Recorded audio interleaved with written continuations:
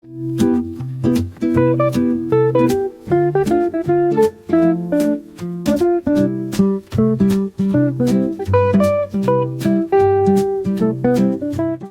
right, my name is Rich Schmidt. We're here with Michael Kelly Brown. It's June 18th, 2025. We're at Adelsheim Vineyard in Newburgh. Michael, thank you so much for joining us today. Thanks for asking. First question, why wine? Why wine? I don't think wine was ever the original intention, but, you know, a love of, I think all things food and beverage led me here, really. If I think back on it, which I was trying to reflect before this, I think it stems from, you know, loving food, not growing up in a food family at all, but not growing up in a fast food family either. It was just good. You know, we grew up at the coast. I was born in Astoria, but grew up in Long Beach, Washington. There weren't a lot of options, very small community in the 70s. And I think it led me to an appreciation of when you had delicious things. They were really, I don't know, stood out, so to speak. And then when I think of the beverage side, I was kind of enamored with the bar in my grandparents' basement, you know, not even from a young age, not even knowing what it was about, but this collection of interesting bottles and different looks. And it had this sort of mystique to it that always, I don't know, there was an allure there. And that kind of just led me down that path for wine eventually. Mm-hmm. Yeah. So life before wine, you mentioned being growing up in Long Beach. Tell me about kind of early life and up towards into high school. Yeah, I mean, it was, we moved to Camas, Washington when I was in about third grade. So growing up in a small blue collar paper mill town, really. Camas was very small at the time. Camas now is kind of the Lake Oswego of Southwest Washington. It's very affluent. The paper mill's not as big of a deal. You have tech industry and food. But at the time, it was nothing like that. I grew up in a family of morticians, actually. My father was a mortician. My grandfather was a mortician. My cousin runs our family funeral home now, still in Camas, Washington. So it's an interesting part of a service life in a way, which kind of brought me to it all, because that business is very much a people business, you know. So I think there's some parallels there. It's a little different type of service, to say the least, but we grew up around it. We lived in the funeral home. My whole family did it. My grandmother would do the hair, my mom would do flowers, you know, so it was very much everybody being a part of it. And you know, into high school, I was very much a theater kid. Sports were great, but not my thing. I became the theater nerd, the president of the thespian club. Acting was everything. And then really leading up to the end of high school, I got an opportunity to go study at the DePaul Acting Conservatory in Chicago. It was a really big deal for me and for my community, and I flew to Chicago in the summer of 1992, right after I graduated high school. And I fell out of love with it in a moment. Being surrounded by actors and people who were living that and wanting that for the rest of their lives, I quickly decided that's not what I wanted. And I left that opportunity, and in the fall of '92 started building houses. So I went from a complete theater nerd to a construction guy. And you know, there was a bit of a lot of questioning of myself, a lot of my community questioning my decisions. But I knew I needed to do something with that time. And so I saved my money up, worked really hard. I think a lot of my work ethic stems from my relationship with family and from that job. I got a job with a very small construction company building a project top to bottom, learned everything. But the summer of '93, I had saved up my money and I wanted to go to Europe. So at 18 years old, I boarded a plane and flew to Amsterdam by myself. I had the 1993 version of Let's Go Europe in my backpack that was horrendously overpacked. It probably weighed 70 pounds.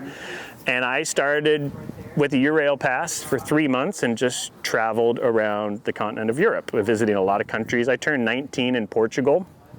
And one of my very earliest kind of food experience, restaurant experience, I found a little American bar called Joe's Bar, spelled Joes, in Lagos, Portugal.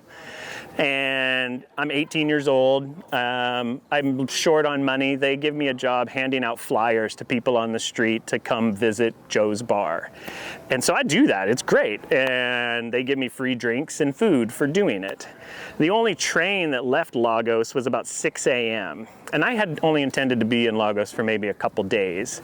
About 5 days later, because I cannot make that 6 a.m. train, because I'm an 18-year-old hanging out in bars in southern Portugal, it's my birthday, it's my 19th birthday, and I go into Joe's Bar, which I've been going to every day, and it's a big crowd, it's wild, it's going off, and they throw pitchers of water on the people to cool it down.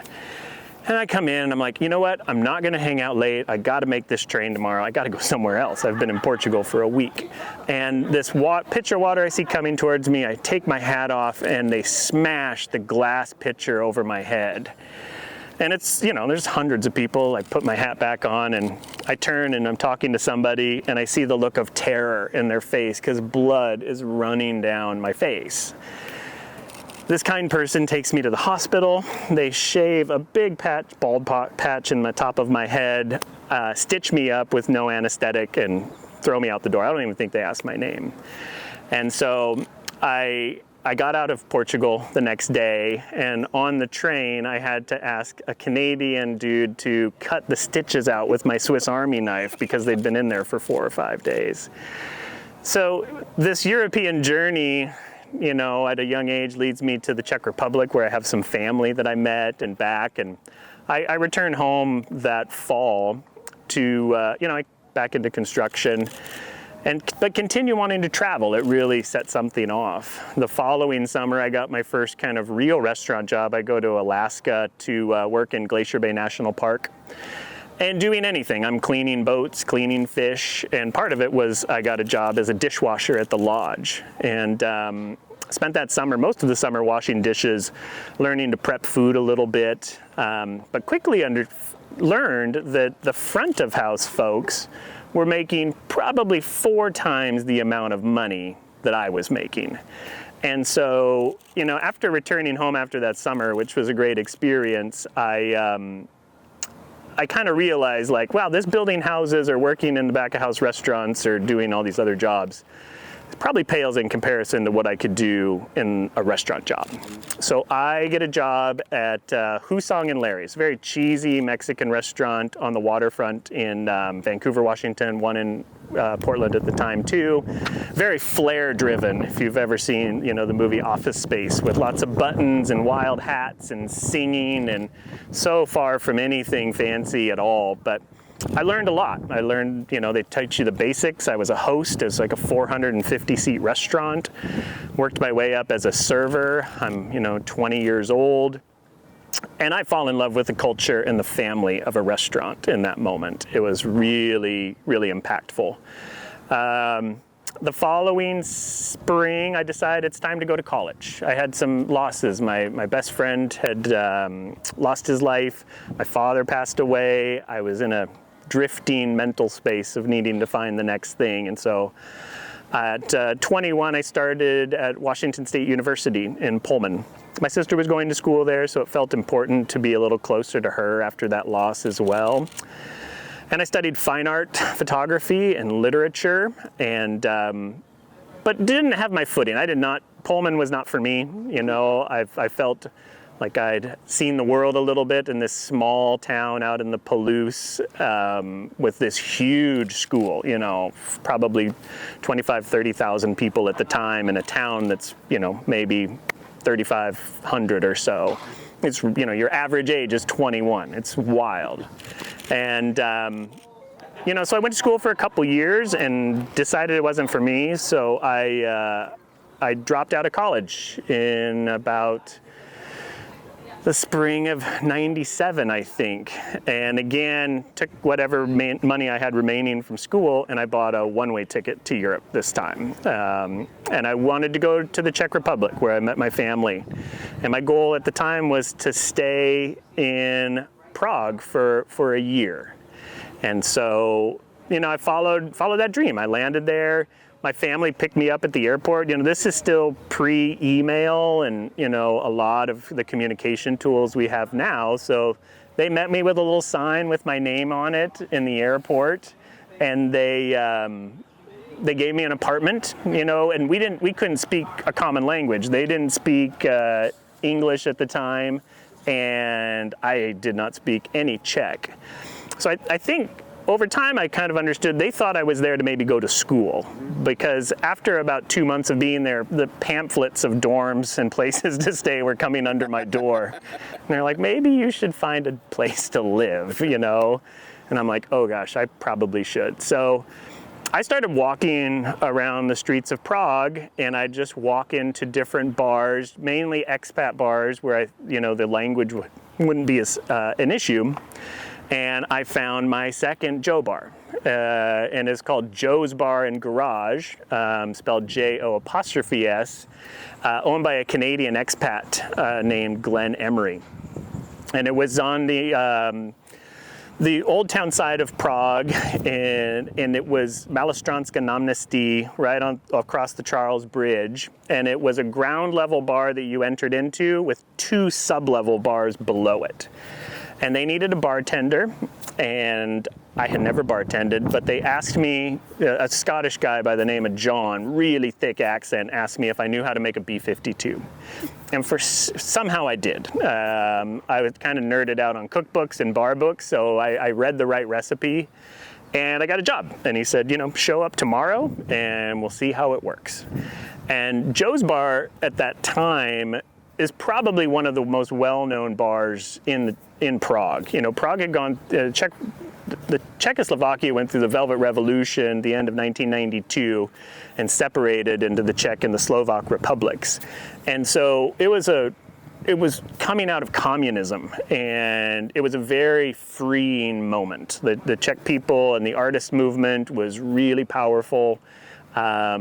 Václav Havel, a poet and writer, became the president.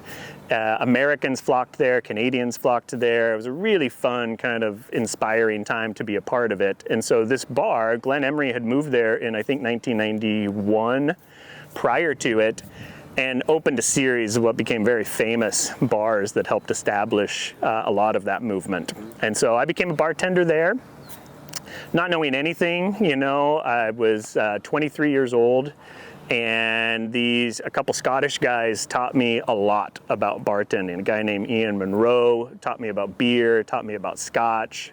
And I worked there about a year and eventually became a manager. And to be clear, a manager of a place like this was like, don't burn it down, don't let anyone die, count the money and lock the door. So the responsibilities weren't huge, but to me, I'm a 23-year-old person with the keys to a bar in Prague. It was a pretty great feeling. And there were so many wild things that happened. Our doorman was on the Czech Olympic team for the decathlon and bobsledding. And I didn't have a visa, so you had to leave the country every few months. And we'd come up with different reasons to. And he invited myself and another American named John to go bobsledding with the Czech Olympic bobsledding team. So we crossed the border into Germany one night late in a small van with this bobsledding team, and we put our helmets on. We get there in the morning, and it's this East German bobsled track that's one of the craziest in the world. But to be honest, any bobsled track would be insane, because it sucks, first of all. If anyone ever invites you to go bobsledding, I would really highly consider not doing it. I would not do it again. But we put our helmets on. These dudes are huge. Like, you don't really think about how big they are, but they're very big, because the G-forces of bobsledding are ridiculous. And so it's a 2-man sled, driver in the front, I'm in the back, I'm the brake person. And what they say is, don't touch the brake ever. Till the very end, we'll tell you when to touch the brake. What you figure out is all the brake does is at the very end, when the bobsled goes uphill, you pull the brake so it doesn't slide backwards. That's it.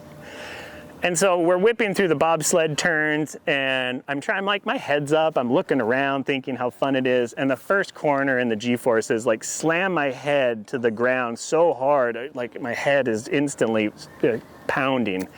The vibrations are making all my body parts just shake, so it feels like getting kicked in the privates over and over and over again.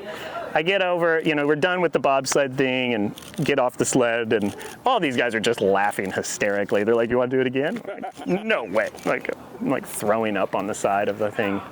And there's so many things like that came from being in this environment. Liv Tyler and a movie crew rented it out. Duran Duran took over the space for one night. Like it was that kind of place that had such a draw. And I just learned to be a part of this team and this international team. And so about towards the end of that year, my friends were, travelers, and they were moving on. They were going to back to Scotland, a few of those people. And I was like, well, this sucks. I can't go to Scotland. It's the United Kingdom. It's far more structured than the Czech Republic is. But they moved to Scotland in '98, and they found a bar and a restaurant that needed a manager, and they were willing to give me a fake federal ID number if I would fly to Scotland and take over running this nightclub in Edinburgh. So I sold everything I had, which I had a big darkroom set up. I was really into photography still, and I built a darkroom in an apartment I had in Prague. Sold all of that, sold all my furniture, and bought a one-way ticket to Edinburgh. And I flew to Edinburgh and met Graham Allison, who owned a restaurant and a nightclub called Negotiants.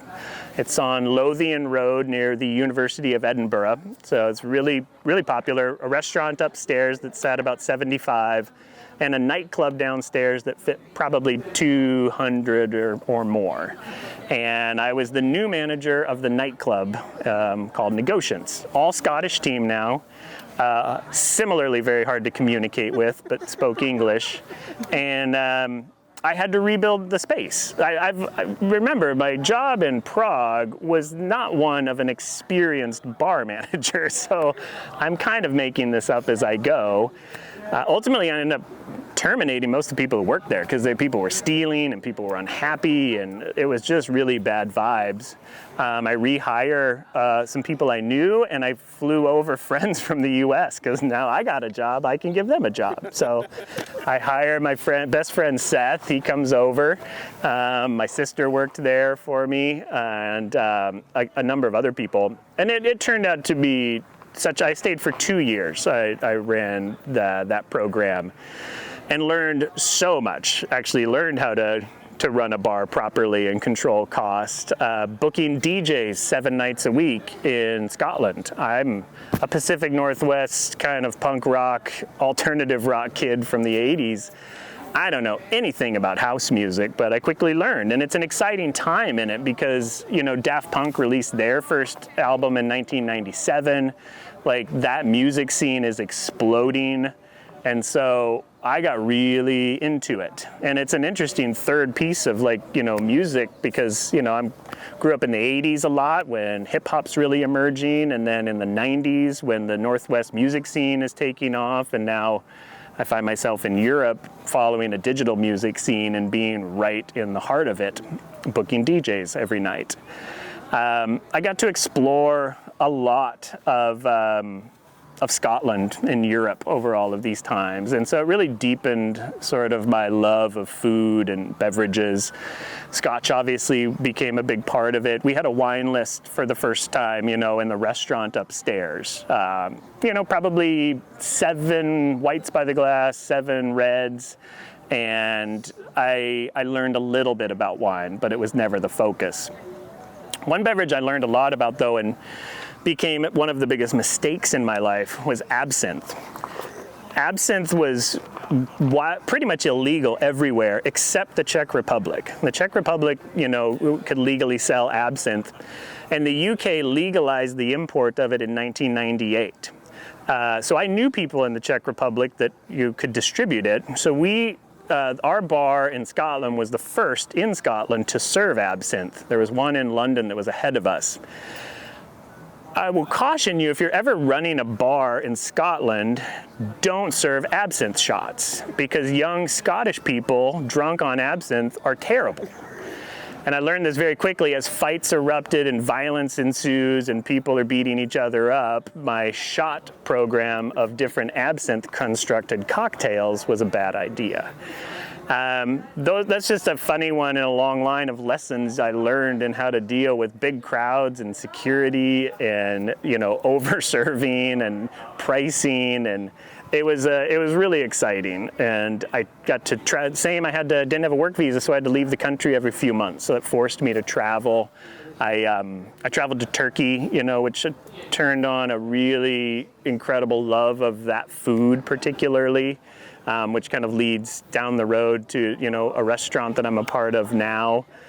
But I learned about cleaning beer lines, which still to this day is such a fundamental thing I notice. If a place doesn't have clean beer lines, how you pick it up. And European bars were notorious for not doing it. So it was a wild arc for sure. And that same group that I followed from Prague to Scotland, we're moving to Australia. The Scottish guy, Ian, who was one of my bar mentors, was marrying this Australian lady that we were really close with.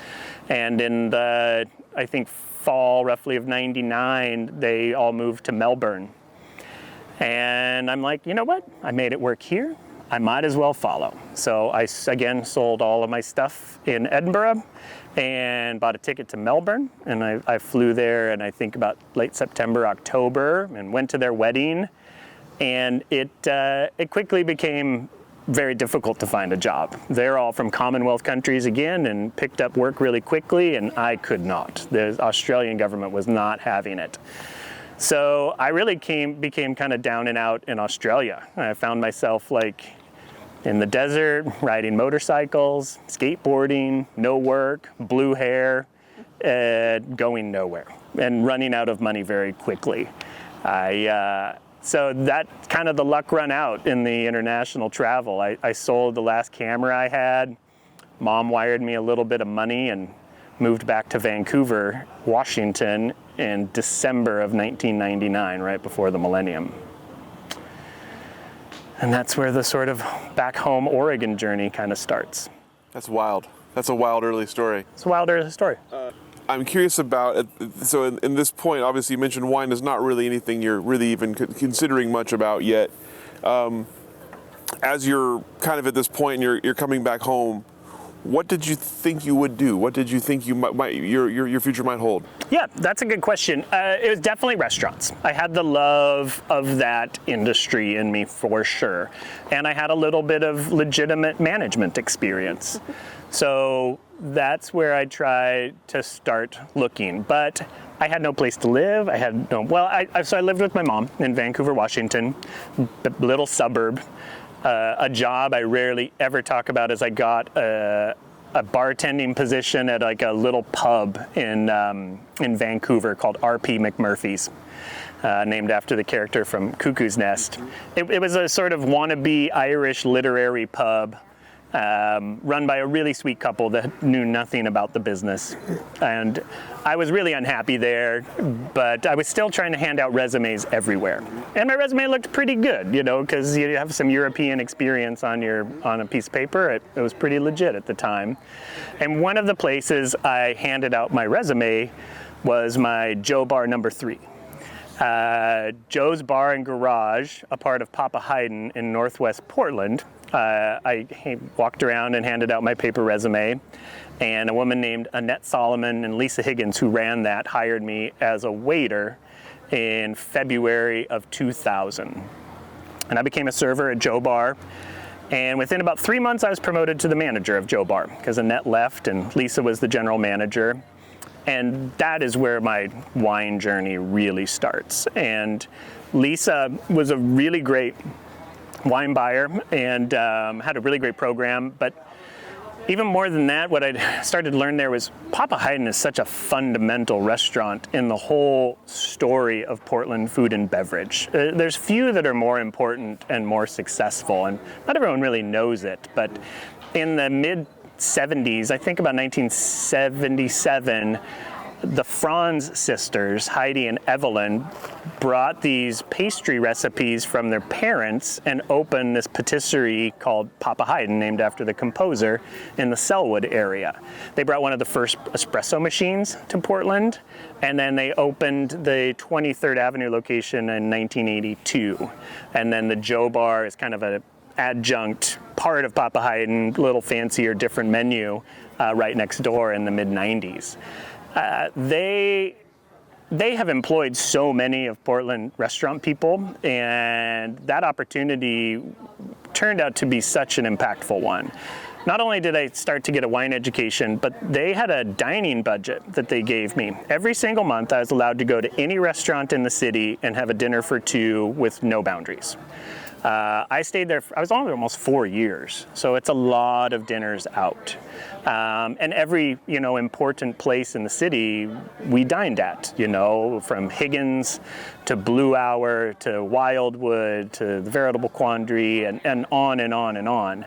They also allowed me to travel with it. So I went to Chicago and went to Rick Bayless's restaurants. I went to New York and went to Danielle and Gramercy Tavern and Seattle to see Tom Douglas's places. So that education was one of the most fundamental in learning about service and menus and what other people do. They simultaneously invested in me studying wine. So I took classes from PCC, learning the kind of historical winery operations. Adelsheim was one of the places we came during that tour, and Sokolblosser also one of them. But probably the most important, when I told Lisa I wanted to learn about wine, she gave me a list of names of people to reach out to. And I wrote 5 letters, one of which was to Susan Sokolblosser, who responded to me.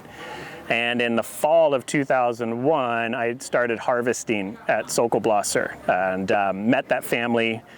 And that led to a relationship that still exists, 24 years later now. I harvested that year, and I went back for consecutive years. I met my wife at Joe Bar and Papa Haydn. We worked together. One of our first dates was at Sokolblosser. We had dinner with Alex and his wife and his 2 infant children at the time. And then they became regulars at the restaurant. We got to know each other really well. I started to take wine classes at a store called Great Wines on Broadway. A gentleman by the name of Bert taught a blind tasting class every Wednesday night, and we'd do 2 flights of 8 wines. And I did that for, probably 56 weeks, just every single week, very methodically. And again, it starts to layer these different lessons, from being in high-end restaurants, which is an important part of it, to experience service in a broad range of styles, to reading menus, to studying and blind tasting wine, to being hands-on with wine making. The knowledge of service and beverage and hospitality and all of it really starts to kind of mix and become very important to me. The time there was some of the best time I've ever had, and it led me to, in 2003, get the opportunity to run arguably the nicest dining room in business in Portland at the time, in Blue Hour. And the importance of Bruce Carey is right on par with the importance of the Franz family, and so I've again have this great lineage of mentors and people. But Blue Hour was in an interesting place. In 2003, the economy was still in a pretty poor spot from what happened just post 9/11, and you have this massive dining room in the heart of the brand new Pearl District, designed by what is now one of the most preeminent architects coming out of Portland, and Brad Klopfield, who had designed the Wieden and Kennedy advertising headquarters, and Blue Hour's in the corner of it, and soaring ceilings, expensive caviar and all of these things. But again, felt pretty out of my league. I think I got the job because my wife helped me pick the right pair of pants. Like, they were cool, and she probably helped that, because Bruce was such a style-driven person, and really the details of everything were so important to him. I felt very over my head, and managing a service staff that had worked. Bruce had had a restaurant called Zephyro for a decade before Blue Hour, and Zephyro is attributed with being, setting the whole Portland dining scene and going in that direction. So this team that worked there had been with him for a long time, and they would not listen to me. They were so hard to manage. They were big personalities. But I could sell wine. I did have a decent understanding of wine at that time, and I won their respect, I think, through being able to work the floor, sell wine, not take tips, help them make more money. And we grew that business. I met a collection of people that I, brought on to the business, namely, Jeff Knapp, who we worked together for a long time between Blue Hour and Sokolblosser, and he's gone on, he's running, he's the CEO of Visit Bend, he's launched the Visit McMinnville program. People like Rodolphe Luchart, who's running a James Beard Award-winning restaurant in New Mexico, and the list goes on and on. Some of those people that are there, Tommy Kloos, who was a barback at the time, was just in Chicago because he was nominated for one of the best bars in Portland in Scotch Lodge. And there's probably 20 more that kind of came out of that program in the time we were there. But we grew Blue Hour from a 5-night a week to 7 days a week, lunches and dinners, and a big private event business. And the kind of people you meet in that are off the charts as well, from Bruce's circle of people in Pink Martini and the movie stars that would come through, and sports stars like Michael Jordan was really kind of invigorating. You drink the Kool-Aid and you're like, what am I doing in this? How did I come from a paper mill town to being in this?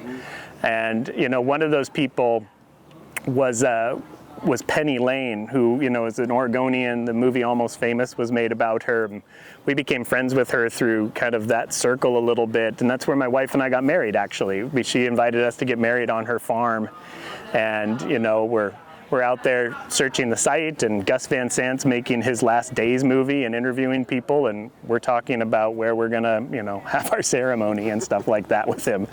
So the craziness just kind of keeps going, and we opened another restaurant called Balvo at the time on the corner of 23rd and Hoyt. The Bruce Carey empire is growing. My wife's at Saucebox, another property of theirs. And we buy our first house, and we're settling down, and it's all going really well. But I start to figure out I'm about 10 years into running restaurants, and the lifestyle and the time commitment is becoming cumbersome. It's opening a restaurant, I'm working 80 hours a week, which I've probably been doing for about 10 years. I think I do attribute a lot of my success in education just all back to those construction jobs and work ethic moments, because I got 20 years of experience in 10 years. But it is wearing on me at that point. I'm losing the time to be married and to spend time with family and think about those things. And simultaneously, the Sokolblosser family is looking to expand hospitality, and through my relationship and time with them through harvesting and selling their wine over a lot of years, they reach out to me and offer me the job essentially of becoming the hospitality manager in 2007. And it's a big departure. It's really crazy to leave Portland and the dining scene at the time and the energy and go to Sokolblosser at the time, which was at a very humble state. Oregon's first purposely built tasting room, and very small, but the wine industry is still really, really different than it is now. And they saw something in me, which I really respect, and so I saw a similar opportunity. If we can stop this idea of just line up at the bar service, but really start taking care of people and developing events in a way, wine could be sold differently. And I think early on, identified the need to start hiring service people and not wine people. And so I brought in all my restaurant people to work with me, Rodolphe and Jeff and chefs and all sorts of people we started employing and working with and serving and selling wine from a service standpoint, not from just a pour you a taste standpoint and see what you wanted. And it really worked. The thing started to take off really well. But something really crazy happens in that time, and this is a story I don't tell very often, but in December of 2007, just a couple days before Christmas, I get caught in a gang fight and get shot. So I've only worked at Sokolblosser for maybe 7-8 months, and my friends are visiting from Scotland. It's Christmas. We're out. We're walking home. We go into kind of an after-hours hip-hop club. Why not? What do? It's fun. And it's great. Everything, no conflict is happening, but two rival gangs get in a fight in the club and a full-on gunfight breaks out. And everyone's down on the floor and bullets are flying and it's terrifying. People are getting shot and the gunfight spills out onto the street, and I'm with one of my best friends, I don't know where the other one is, and I sort of army crawl over to the door with the idea of if I can just close this door, we'll hunker down in here, let that transpire, and we're okay. When I push that door shut, a bullet comes through the door and goes through my face. It goes under my eye and comes out behind my jaw. And I'm laying on the floor of a nightclub as a gunfight's going on, bleeding out. I have a finger in each hole in the bullet holes trying to stop the bleeding because I'm terrified because my pregnant wife is at home with our first baby. And I'm like, I don't even know if I'm gonna live at the moment.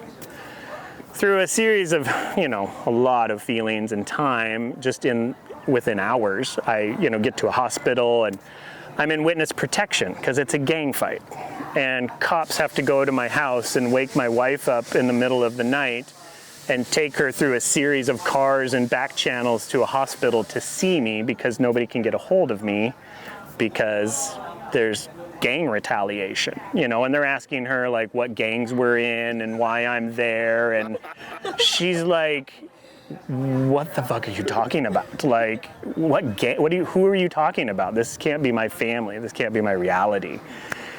And so, I tell this story with a purpose because it really changes the arc of my career and my relationship. Remember, I'm brand new in a wine job and now I've been shot in a gang fight. It's I don't think had the Sokolblosser family known me for, probably almost 6 years at that point, what they would have thought.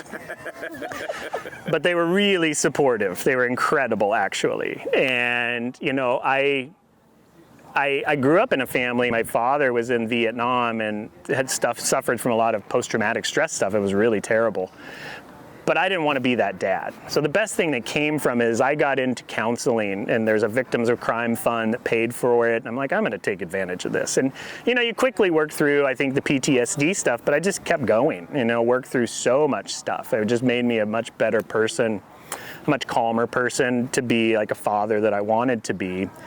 But it also helped me refocus my career and, where am I going with this? What am I going to do? And actually, I got back to school. I enrolled in the Linfield early online program, actually the adult degree program. I think in about 2008 or 9, I started doing that. So I start studying business while I'm managing business. I think at that time I've gotten to the level of director of hospitality or consumer sales director, something like that. I think I probably had about over 10 titles in my time at Sokolblosser. But I had taken on sales territories. I was managing some export sales in Canada, in the Southwest. So I was traveling with textbooks. I was taking, tests in hotel rooms in between account calls and visits. And, over about 3 years, I finished my degree in business management through Linfield. And I think 2012 I graduated. Really, career is taking off, excelling with Sokolblosser. Somewhere in there, I think we really decided to design and open a new tasting room. That project, I think, is one of the most proud, moments in my career. I got to bring in Brad Klopfiel, who I'd worked with and designed that Blue Hour restaurant, and the Wine and Kennedy headquarters. We interviewed 10 different architects, Bill Blosser and I, and Brad was by far, the number one choice. He laughed at our budget, literally laughed in our face. We ended up probably tripling the budget, but we built something, a building that, if you've seen, is really a special kind of jewelry box in a vineyard. It's so lovely. And we took 250 wine club members on a sailing trip around the Mediterranean, I think, that year. We sailed from Rome to Venice with them. Another pretty big, probably best work trip I'll ever get, unless I can convince the Adelsheim family to do that next. But there were just so many moments like that. We really were just running with the wine business, like you had mentioned at the time when around the time the archive had started in 2015, did you say? It was 11. 2011. The business was at a fast pace. You couldn't create enough wine. People were, buying it. There were so many less producers in it, and so we were part of that. It was growing exponentially, and again, at the kind of the pinnacle of that growth in 2017, I'd been there for 10 years. I was kind of thinking, well, what's next? I couldn't imagine a better job in the wine industry at the time. I loved what I did. The family was, incredible, and so I got sort of headhunted and offered a position to go into wine logistics, which was a real 90-degree turn for a lot of the industry. It really surprised people. But logistics is a really important part of this business, and I saw an opportunity to learn something different and grow into a bigger sphere of business. There were moments in those first couple years I really regretted it. I was like, what am I doing? But I took over running Oregon Wine Services, which was newly acquired by a bigger company called Wine Shipping. A gentleman named Charlie Baxter, who founded that company, was really great to me and really gave me so many opportunities that I appreciate. And through that, we grew the wine shipping business quite a bit. We went through COVID, during that, and to be in the home delivery of wine business during COVID was a pretty good business to be in. The business grew exponentially. We acquired another company, a bigger company. So wine shipping almost tripled in size in the time I was there through that acquisition. Then it was private equity backed, so I'm learning, the ins and outs of this kind of bigger, kind of business and the way that, money is kind of earned, and we went through a transaction in the private equity world, going from one private equity company to a bigger private equity company. And, this probably sounds so different and, opposite of the way the wine industry works, but I loved it. The people that I worked for, and particularly the new leadership that took over after that private equity transaction, were some of the best leaders I've ever known. And they were they had built these huge businesses globally, companies like Geodis, which is one of the largest logistics businesses in the world. And they came to do this for wine and to change it. And there's so many little parts. One of the things that they did was every week we'd have these leadership discussions about, how to become better leaders. And there's this big series of slides that were created. And when I decided to leave wine shipping, one of the things that will always stick with me is the HR director, the chief HR officer, just said, take all those slides with you, help build your future teams. They were really generous with things like that and still remain that way very much. So I spent 7 years with wine shipping, learning that side of it. I eventually took over the West Coast management of 4 different territories. So I oversaw the Oregon operation, the Sonoma operation, the Paso Robles, and the southern, Santa Maria, Santa Barbara area. Biggest business I had ever been responsible for, probably $50 million worth of revenue in between those. And it was really, really challenging, but coming towards the end of it, my heart wasn't in it. And during COVID, as a random side project, I started doing some consulting. I started a little consulting company. I did some work for Visit McMinnville just to help restaurants, keep my head kind of in the service side. And a small group of us, one of my best friends, Henry Kibbett, and his wife, Saraswati, and my wife sat down and sort of dreamed up a restaurant concept. Henry was doing a private meal delivery service during COVID. One of his best meals that we loved was a Mediterranean meal. Very kind of Greek, Turkish, Lebanese inspired. And so it got me thinking about a restaurant idea surrounding that. Really, I thought of it as a deli originally. My wife and I have always had a dream of opening a deli. But she came up with the name Cypress, as a nod to the island, but spelled like the tree. And we scoped it out. We had menus and all the kind of visionary thoughts of it, but really we ended up putting it on the shelf. Nothing came of it. I had a long relationship with the folks who own the Atticus Hotel and also the folks who own Red Hills Market. Red Hills Kitchen was in the Atticus Hotel at the time, and Jody and Michelle were, done after COVID and wanting to focus on the market. And so they approached me of like, hey, could you help us kind of figure out a way out? Those folks they knew I had this business.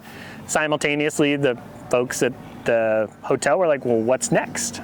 And we're like, well, we have a restaurant concept, would you like it? Here it is kind of all packaged up. So we sold them the Cypress concept and, the probably late 2022,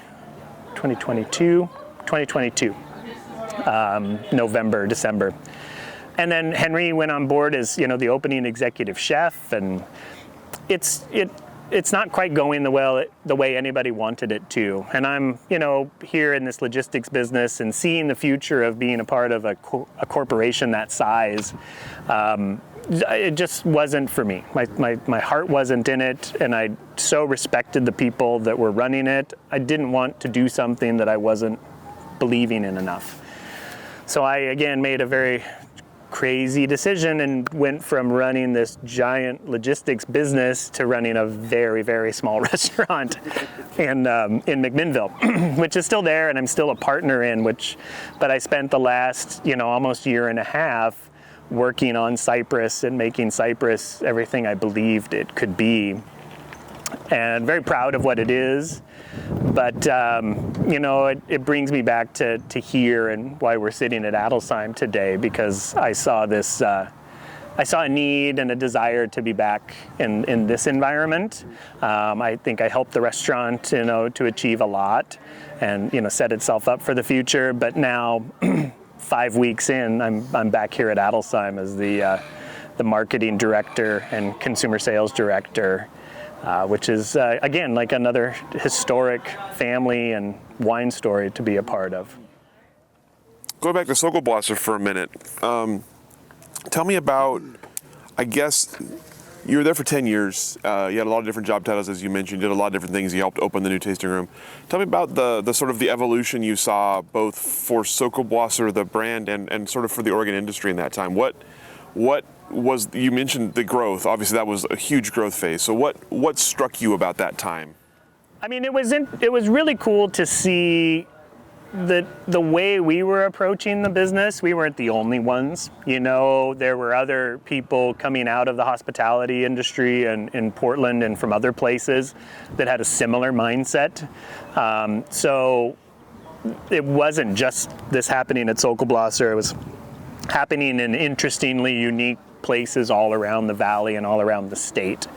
And the hallmarks of what founded the Oregon wine industry's success and its collaboration were still very, very much real in that time. So we networked. We'd send people to other places. We'd do events with other wineries. Big food events like Feast, were kicking off, and it was fun to see what other people were doing and collaborate. And that didn't happen in that still doesn't happen in the restaurant industry. So I really leaned into that. I really enjoy that side of the wine business very much. Conversely, though, when I became a supplier outside the wine industry, you don't feel it the same way. Wineries collaborate really well with wineries. Wineries collaborating with suppliers, not as much. And there were some disappointments in that too, of seeing some of the ways that hospitality people would treat, more business to business people. I see hospitality sort of as a mindset and a way of treating everybody, not just your customers. And the Sokkelblossers embodied this very much. And I guess maybe I didn't understand that it was such a unique characteristic. But when I was employing customer service people whose clients were wineries, they were berated and treated very badly sometimes because things out of their control. FedEx breaks a package. Like, that's not a customer service person at wine shipping's fault. That happened. Yes, we own it and we would compensate for it, but the literal abuse that some people would, put on others was really embarrassing to me. So I doubled down on the hospitality idea of just thinking, this can be bigger. You can treat people really well. It's not just about selling something. It's about doing really good business, being really inclusive and thinking about things from the other person's point of view, regardless of what the goal is, right? The goal is to be good people, and I believe through that service and being good people that sales and good marketing and good business can all grow from it. And it felt that way very much, that everybody was on board, but then moving into the business to business side, I quickly realized no, that isn't. And I think it made me think how special the people that really do that well are. So I really try to think about that every day and teach that. And tell me about the process for designing the tasting room at Sokkelblosser. You obviously mentioned playing a role in that and being something you're very proud of.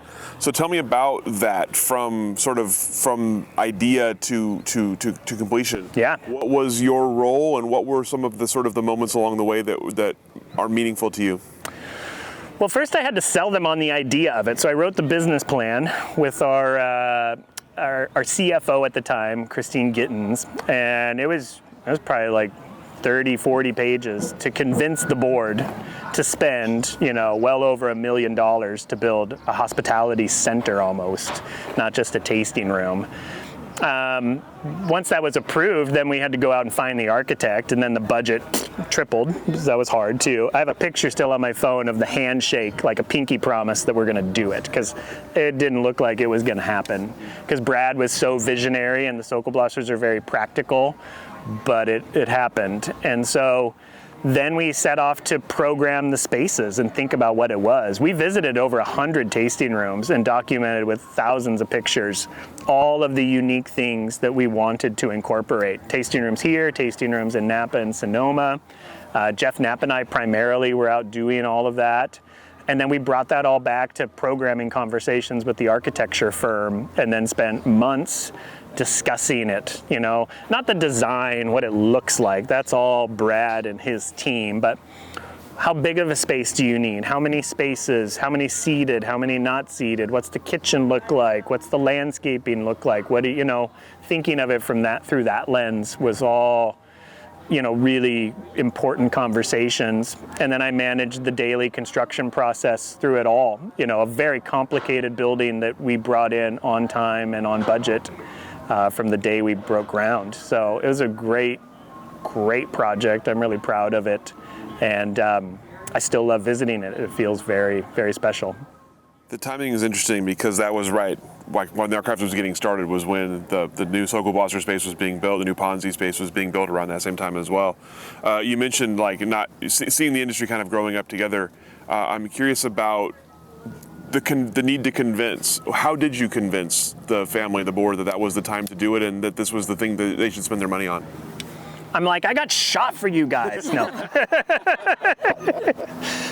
No, I don't know. I mean, it made good business sense. I think that's it. The Sokkelblossers are exceptionally practical people, and you had to be good at business to last there, because they are a wine family. There's nothing else. It was they built their whole thing on the wine industry. So if it didn't make business sense, it wasn't going to fly. And Jack Irving was on the board of Irvine and Company. Like, Jack's super sharp.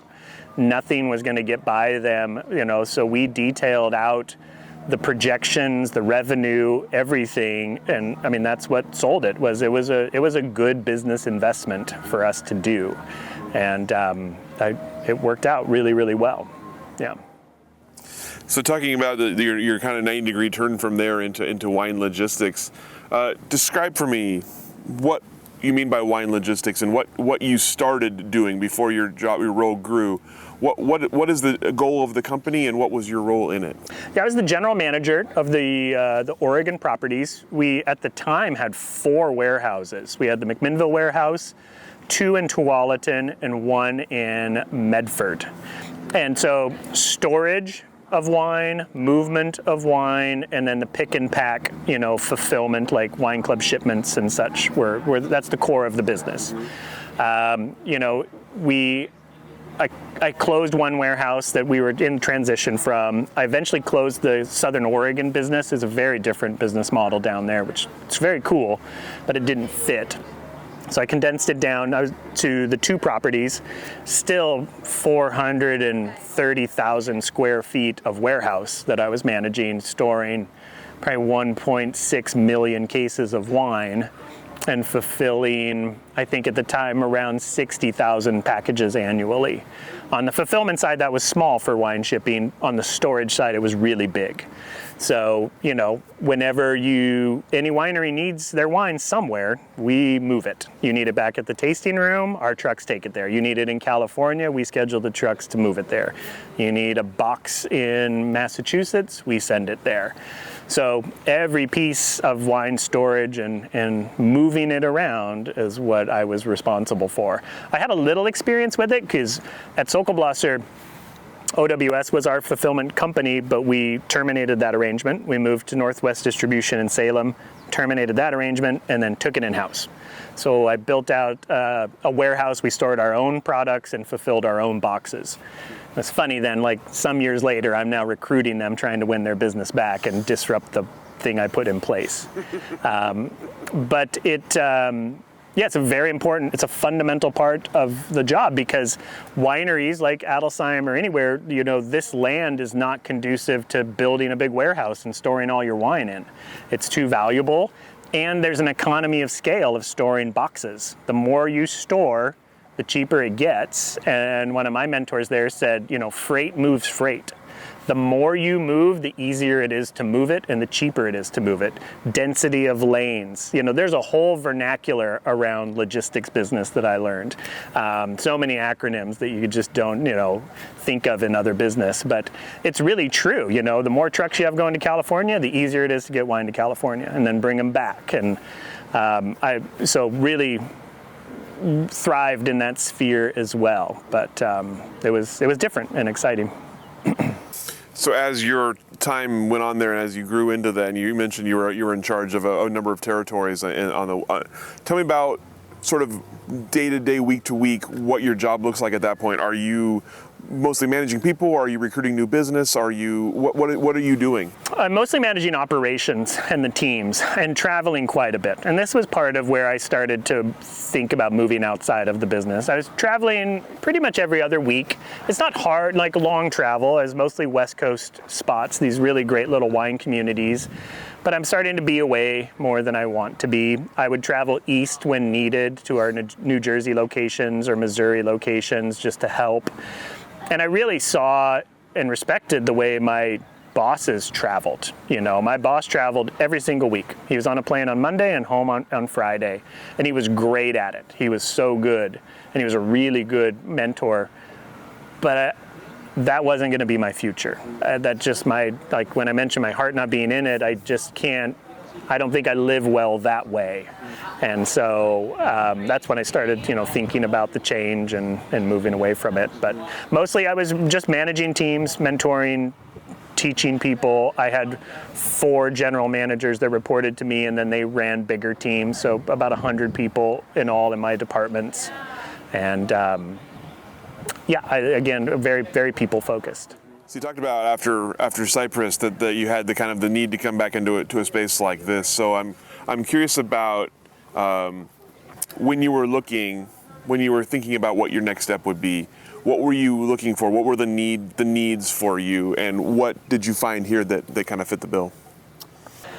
Yeah, Yeah, I think that's a good question. I mean, I think wine was the primary driver, and I wasn't looking or applying a lot. But when you see an opportunity come up with, you know, a place like Adelsheim or a Sokolblosser or an Eyrie, or, you know, places where particularly here where David's still involved, you know, and a chance to work with people who've been in the industry that long. And Rob Alstrin, who runs the company now, I'd known a little bit through some work he and I did at Argyle with wine shipping. The opportunity is what really drew me in. You know, there's so much history, but then simultaneously, like Sokolblosser when I joined, you know, there's a lot of room to improve. And, you know, through learning about Rob's vision, they're very open to growing the business in different ways. And so I saw a chance for my skill set and background to fit really well and fit with the people, and that's what really drew me in. So tell me about the role as you understood it when you started, and what the first few weeks has been like. Yeah, I think it's pretty much on par with what I would have thought. I mean, Rob and I talked it out. I met with Gina and the rest of the team here to kind of learn about what they needed, and you know, I really wanted to know if I could deliver that. I don't want to take on something that just to do it. I want to really be able to have an impact. And I think that really proves true. There's a great team here. There's really great hospitality in place. I have good marketing, good sales. So you're building on an awesome foundation. But at the same time, I think there's great things that we can change, and thinking about, you know, the industry is in a really unique spot. It's very different from, you know, 2015 and that time. But that being said, I don't shy away from things being hard or a little challenging or scary. I think every career pivot I've done has been really very different, and you know, from what I was doing prior.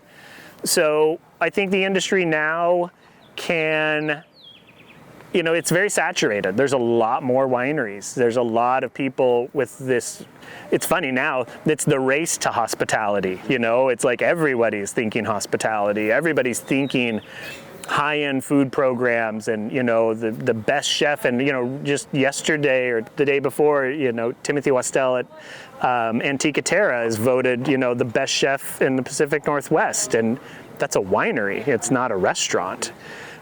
So, you know, I think back to we opened the Sokolblosser tasting room. We weren't the very first chef-driven program in Oregon, but we were definitely one of the very early ones doing, you know, pairing menu the way we did with a chef like Henry Kibbett at the time. And now there's a lot of those. So, well, what's next here? I don't know what that is exactly. But I don't think I'm joining that sort of arms race to, you know, get the next James Beard chef. I think there's a way to make wine more approachable again, because I think one of the things you think, and you walk into some tasting rooms and it's $175 to have a tasting and some bites. That's not for everybody. But I really believe that wine can be for everybody. And so my focus now is to think about, well, how can you do both things? How can you deliver a really high-end experience for those who want it without excluding people who are maybe just getting into wine or want to spend $20 and try something? I'd like to be a welcoming place and figure out how we serve a broad spectrum of people in their wine journey, because we all start somewhere. Whether it's cheap wine or beer or, you know, something we're maybe not proud of drinking, to a place where we might be really, you know, knowledgeable about wine. There's so much to learn, and the journey is really exciting. So I'm interested in exploring how we can be a part of people's wine journey and, you know, where that takes them. Have you considered what level of personal danger and violence you're willing to put up with for Adelsheim? Yeah, I think that the shooting part is off the table. That was painful. I don't want to do that again. Yeah. You were younger then. Sidebar, the shooting is less painful than the cleaning of the gunshot wound. Yeah. I'll tell you that. I'll just leave it at that. It's gnarly. But yeah, I'm content in not having a life with any violence in it, between managing violent bars in Scotland. Scottish dudes who are drunk are scrappy. Scottish ladies can be scrappy too, to be perfectly honest. It's scary. Yeah, I don't need that anymore. I'm good. I've checked that box thoroughly. Yeah. As you look ahead for your time here, what are your, I guess, short-term goals next year? What do you need to learn? What do you hope to kind of add to the pot here? This is something I'm working on very actively. I want to be the winery that takes care of industry professionals better than any other winery there is. And by that I mean other winery people, restaurant people, cooks, drivers and tour operators, venue management folks, hotel people. I think these are the persons in the industry that make everything work. They are the ones that are on the front lines talking and selling the story of Oregon. I want to take care of them better than anybody else ever has. And that's my new goal. That's where I'm going to focus my energy, because I believe if I accomplish that, the other dominoes will fall really well. The wine will sell, the people will be here. If I, tell the people on the front lines our story and make them feel that we really care about them. So I think, however long ago, it's nearly 20 years ago, starting at Solkelblosser, my hospitality was solely focused on the people that were coming into the tasting room. I want to focus our hospitality on the people that are telling those people to come to the tasting room. Speaking of those 20 years, we talked a little bit about kind of changes you've seen in the industry. Obviously an interesting time for wine right now, for alcohol in general right now. I'm curious about what you see from the inside of it and sort of strategies or hopes going forward from the moment we're in right now.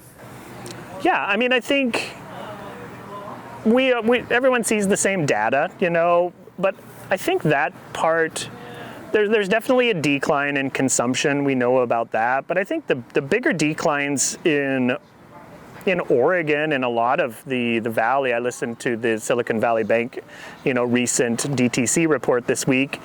There's an oversaturation. There's so many choices. So yes, people are drinking less, but also people are just having more options, and the experience takes so much longer. It used to be pretty traditional. You'd go 3 wineries at a minimum in a tasting. You could do 4 or 5 because you walk in, they line them up at the bar, you knock them back and head to the next place. Now, I mean, tastings can take 2 hours, 2.5 hours. I don't know if that's what everyone's looking for, but I, think that those things that's also driving, the change in traffic. People just don't go to as many places, So I want to create experiences that will, give people more options, and, hopefully we'll see, people adopt that too, and want that. So as you look ahead for the Oregon wine industry, what do you see the next years looking like? What are you hopeful for? What are you maybe fearful of? What's going to happen here? Yeah, that I don't have a good perspective on. It changes so fast, it's farming. I'm not fearful. I think that there's still a lot of opportunity. One of my favorite things about wine is we're in a business that's thousands of years old. People have been making wine for, probably 8,000 years. People have been moving wine and logistics for that long. People have been marketing it and capturing people and giving hospitality all around it. So these trends will come and go far, past the time that any of us are here. So I like being on the forefront of that and working through challenging times. I've worked in businesses through a lot of different recessions for different reasons, and I think the most important thing is to not fear it, and to not retract too much. It's a good time for those who are courageous to invest and to help redefine what the next period is going to be. I can't say I don't know what that is, but we'll be flexible and nimble and think about ways and try things and fail at things and not be afraid to fail at things. And through that, process and just the work and the listening of, to people, we'll figure it out. And the people that do that will also figure it out. Yeah. And I'll help them. I'm here to help, share information and keep the collaborative spirit of Oregon alive in terms of, doing it as a community. So looking ahead for yourself, anything else on your horizon personally or professionally you're excited about, something you haven't done yet that you want to try, something that's coming soon for you? No, I mean, with only 5 weeks here, this is enough. Like, I'm pretty focused on this, and really helping move it along. So this is my biggest thing right now. Yeah. Last question for you: biggest accomplishment so far, or thing you're proudest of so far? Being a good dad and a husband. That's the best. It's outside of wine, but wine's helped me achieve that. So I have, 2 teenage daughters that are kind of moving into their, adult lives. My wife and I have been together for 25 years and celebrate our, 19th wedding anniversary this summer. So, nothing's more important than that. And I think work, I believe in work so much, but just as a tool to give great quality of life to myself and to the people that I've had the opportunity to work with. I teach this and I explain this way a lot, that work can be such a safe place. It can really provide you the platform to do the things you want in your life. And jobs can be really good parts of people's lives. I feel really honored to have been a part of so many people's careers in different ways. And have been, really grateful for the things that people have done for me too. So I just want to continue that. That's the most, it's not really sexy on a day-to-day basis, but it's really the most important thing that we have to do, is to be, good people, good parents if that's your thing, or good partners, or whatever it is. I think work can really, really support that. So I've got a lot to learn. And hopefully a lot to share to keep that going forward. Fantastic. All the questions I have for you. Anything I didn't ask that I should have? Anything we didn't cover today that you wanted to cover? I don't think so. Cool. Yeah. We got it. Nailed it. Appreciate the time. Thank you so much. Yeah. Thanks for sharing your story with us. Thanks for sharing this beautiful afternoon with us here in wine country, and I'm going to let you off the hook. Awesome. Thank Cheers. you.